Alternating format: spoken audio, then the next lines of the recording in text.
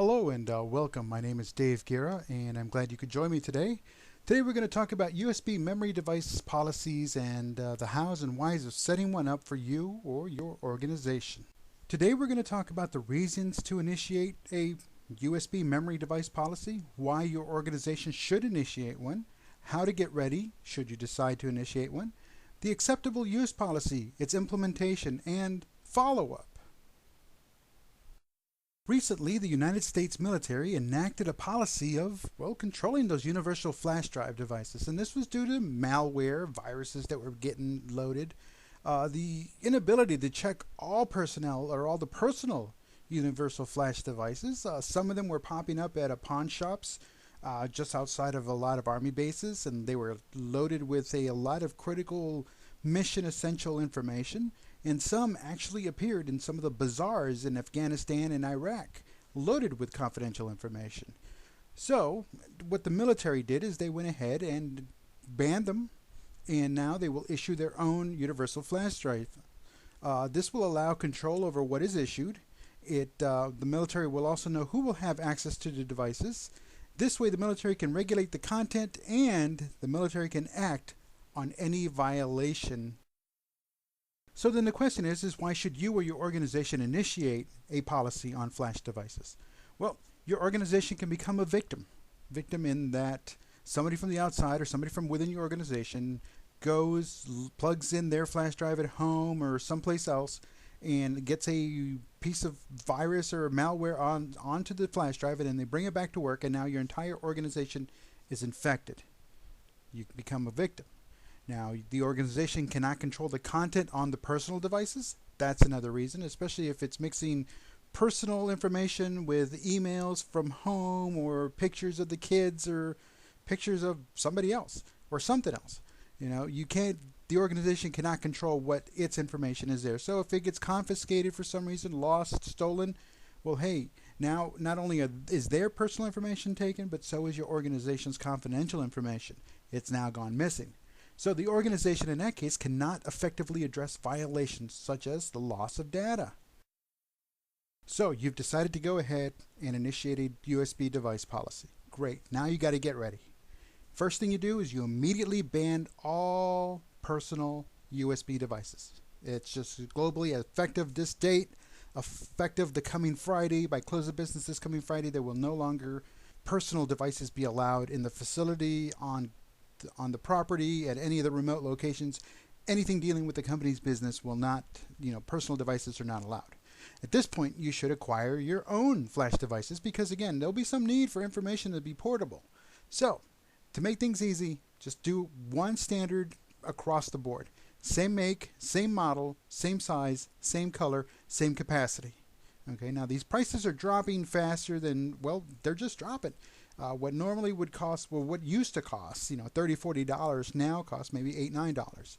And come up with somebody, get a nice good bulk pricing, you'd be sitting really pretty. So again, do that. Acquire your own devices. Next, prepare and initiate a training program. This will teach the people what you expect. This will teach them how to use them effectively, and if you require them to use encryption software, this is a perfect time to have that data encrypted and teach them how to use it. Okay, now you've done that. Next, you issue the universal flash devices. Of course, after you've perma-tagged them, the employee has signed a hand receipt acknowledging that they've received that device, as well as signed an acceptable use policy. The USB device acceptable use policy, if you don't have one, should include, but not limited to, the current situation. What is the reason for the policy? What's going on? What's happening? Describe that. Don't get into too much detail, but say that to prevent certain things from happening, such as viruses, malwares, the company is now taking this action. Now, also in there, aside from the current situation, the reason for the policy, include the action to be taken by the employees, as well as the action to be taken by the company. Now, this is to say the employee will be responsible for this device, the company will provide these devices. Notification procedures, what to do if a device gets lost, stolen, damaged. Again, if you don't know this and it runs through the washer, guess what? Leave it out, let it dry, it'll be fine. Okay, but so really, that's not an issue. We're talking more like it got damaged, you lost it at the mall, you went to the carnival, it fell out, it's out of your pocket, it's gone, it's missing, you think it might be stolen. Well, you need to know what's on there, and that's definitely a big process. Plus, if you know, but also notifying somebody, and that way action can be taken. Now, if you don't notify, well, that is a violation.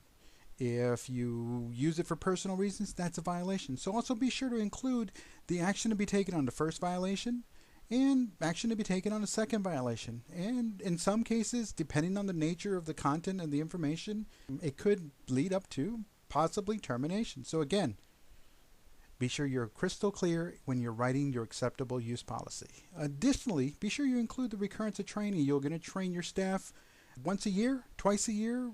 It's strictly up to you, what you feel comfortable with. But again, as long as they know that they're going to be getting training, and it won't be like, well, here, sign this, good luck, you're on your own. Okay, now the implementation. You've acquired all the appropriate materials that you needed.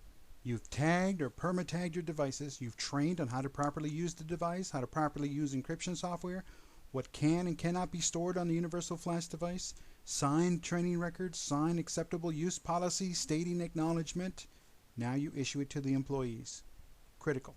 Have them sign a hand receipt. File a copy in the personnel file and file a copy with the IT department or an authorized representative.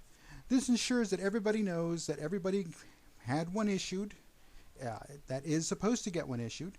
Additionally, if there's any questions later, well, you've had the training records to fall back on, you have the acceptable use policy to fall back on, the hand receipt to fall back on.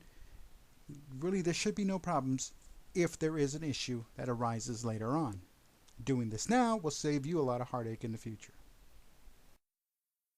Now, once it's all been issued and everything's all going smoothly, everybody's saving what they're supposed to save and they're encrypting what they're supposed to encrypt and they're using only your devices, well, you still got to make sure that they are doing it.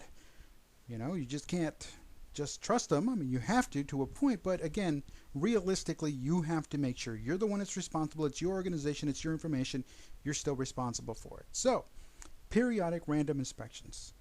There's nothing wrong with that. Inventory control, content inspection. That way you know the condition of the equipment. You know if these things are going to last. You know that they're being used for what they're being used. That's periodically. And then, of course, there's the annual inventory. No matter what organization you work with, everybody that I've ever talked to does an annual inventory. They want to know what the status of their equipment is.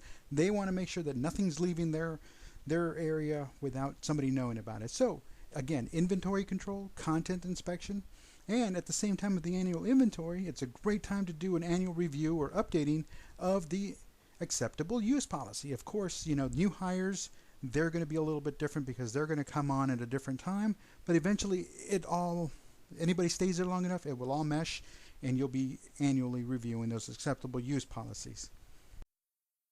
Well, I hope you found this interesting. As always, if you have any comments, questions, concerns, or you want more information on how you can set up and implement your own USB device policy, please feel free to contact me. My email is dave@daveguerra.com. You can find me on Twitter all the time. Dave Guerra is my Twitter name. You can call me 956-720-0060, or you can visit my website, www.daveguerra.com. Thank you for your time.